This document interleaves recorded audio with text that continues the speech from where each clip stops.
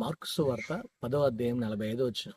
మనిషి కుమారుడు పరిచారము చేయించుకున్నట్టుకు రాలేదు కానీ పరిచారము చేయుటకును అనేకులకు ప్రతిగా విమోచన క్రయధనముగా తన ప్రాణమును అర్పించుటకు వచ్చినను. నిజముగా మనిషి కుమారుడు ఈ లోకానికి ఎందుకు వచ్చాడు అంటే పరిచారము చేయుటకు.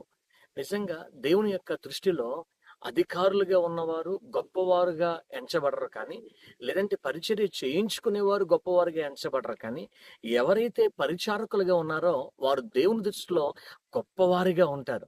ఈ రోజున పరిచర్య చేయడం, అనేక మందికి సహాయం చేయడం, ఎవరైతే దిక్కులేని వారు ఉన్నారో, వెధవరాలు ఉన్నారో వారందరికీ మేలు చేయడం గొప్ప పరిచర్యగా దేవుడు ఆశీర్వాదకరంగా చూస్తూ ఉన్నాడు. ఈ రోజున ఆ ఆశీర్వాదకరంగా నిన్ను నన్ను చూడాలంటే మనము పరిచర్య చేసే వారముగా ఉండాలి. అలాంటి వారు దేవుని దృష్టిలో వాళ్ళు అత్యున్నతమైన వారిగా దేవుడు పరిగణిస్తున్నారు. కాబట్టి పరిచర్య జీవితాన్ని కలిగి ఉందాం. దేవుని కొరకు పరిచర్య చేద్దాము. అనేక మందికి సహాయకులుగా ఉందాము. అనేక మందిని దేవుని యొక్క సన్నిధిలో సంతోష పెట్టేవారిగా ఉందాం. అట్టి కృప దేవుడు మనకి అనుగ్రహించును గాక. ఆమేన్.